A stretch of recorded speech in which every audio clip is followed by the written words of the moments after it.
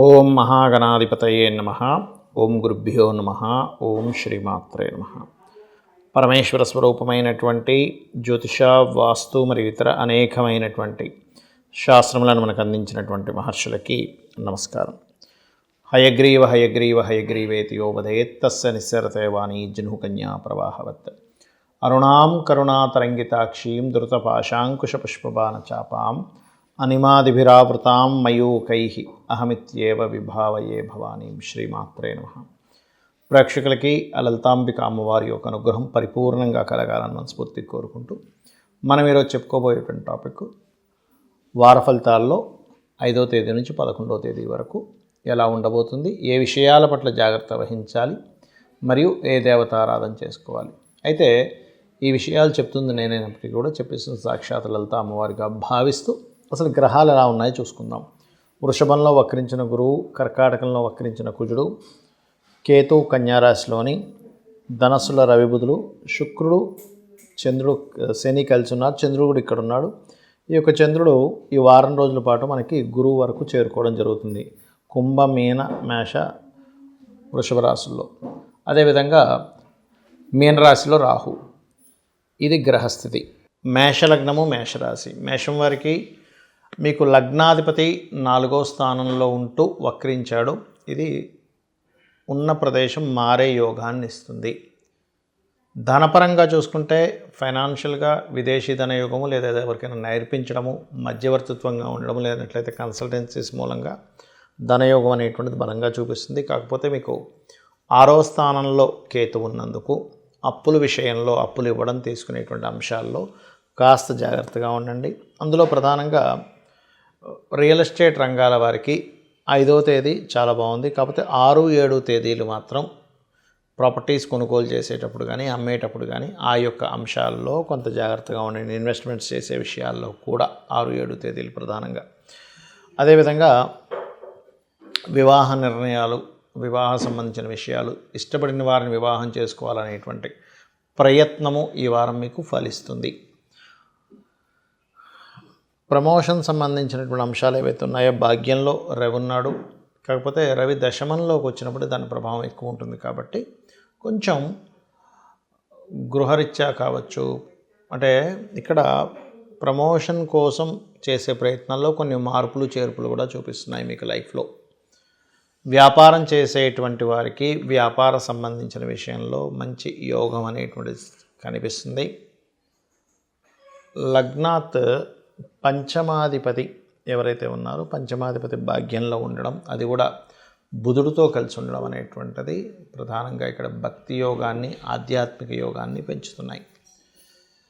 మీరు బిజినెస్, ముఖ్యంగా oil, iron, anything irons related సంబంధించినవి, క్రూడ్ ఆయిల్ రిలేటెడ్ సంబంధించినవి, బొగ్గు గనులకు సంబంధించినవి, లేనట్లయితే మైనింగ్ రిలేటెడ్ ఇట్లాంటి వ్యాపారాల్లో ఉండేటువంటి వారికి ఇప్పుడు మీరు చేసేటువంటి ప్రయత్నాలు ఖచ్చితంగా ఫలిస్తాయి. గవర్నమెంట్ నుంచి ఏదైనా సహాయ సహకారాలు రావాలనుకునేటువంటి వారికి ఇది సరైనటువంటి సమయమే. కాకపోతే 6లో కేతు ఉన్నందుకు కాస్త ఉలవలు దానంగా ఇవ్వడము, రవికేతు గ్రహాల దగ్గర దీపారాధన చేయడము, సూర్య నమస్కారాలు ఎక్కువగా చేయడం చేస్తూ ఉండండి.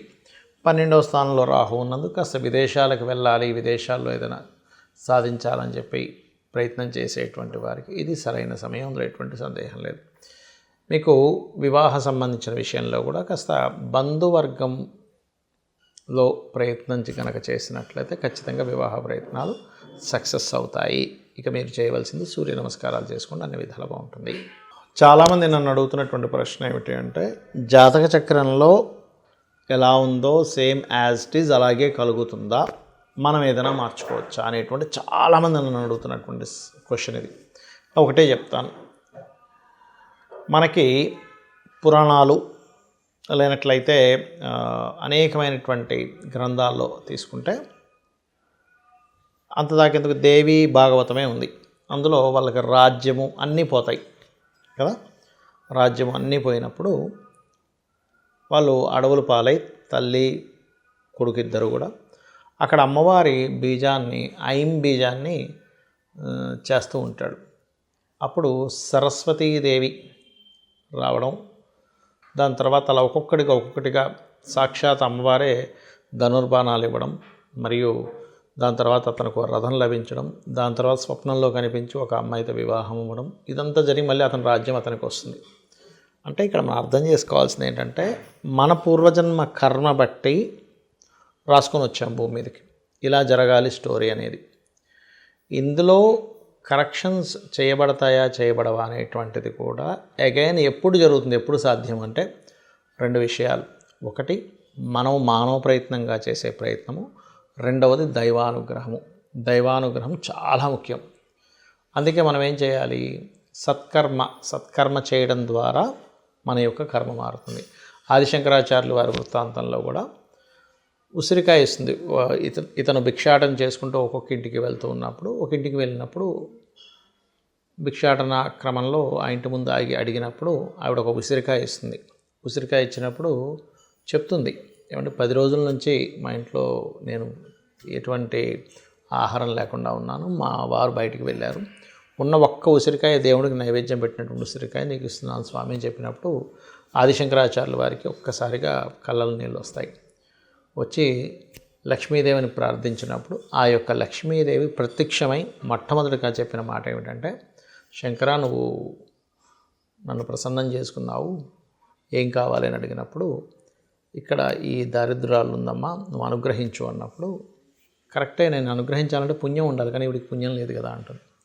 అప్పుడు అతను ధర్మం పాటించింది కదా, ధర్మం పాటించినందుకు ధర్మాన్ని అడ్డుపెట్టి నువ్వు ఇవ్వాలి అన్నప్పుడు అక్కడ ఇప్పటికే ఉంది కాలడిలో బంగారు ఉసిరికాయల యొక్క వర్షం కురిసింది. అంటే ఇక్కడ అర్థం ఏమిటి, మీ జన్మజాతకంలో ఒక భావం పాడైంది, 4వ స్థానం పాడైంది, విద్యా సంబంధించిన ఆటంకాలు, లేదా గృహ సంబంధించిన ఆటంకాలు, లేదా ధనభావం పాడైంది, ధన సంబంధించిన ఆటంకాలు, వృత్తిభావం పడింది, ఆటంకాలు ఏర్పడతాయి. ఎందుకు, పూర్వజన్మలో చేసుకున్న కర్మ వల్ల.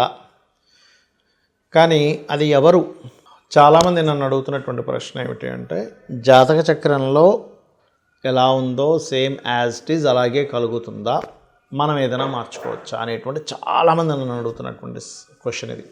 ఒకటే చెప్తాను, మనకి పురాణాలు లేనట్లయితే అనేకమైనటువంటి గ్రంథాల్లో తీసుకుంటే అంతదాకెందుకు దేవి భాగవతమే ఉంది, అందులో వాళ్ళకి రాజ్యము అన్నీ పోతాయి కదా. రాజ్యం అన్నీ పోయినప్పుడు వాళ్ళు అడవుల పాలై తల్లి కొడుకు ఇద్దరు కూడా అక్కడ అమ్మవారి బీజాన్ని, ఐం బీజాన్ని చేస్తూ ఉంటాడు.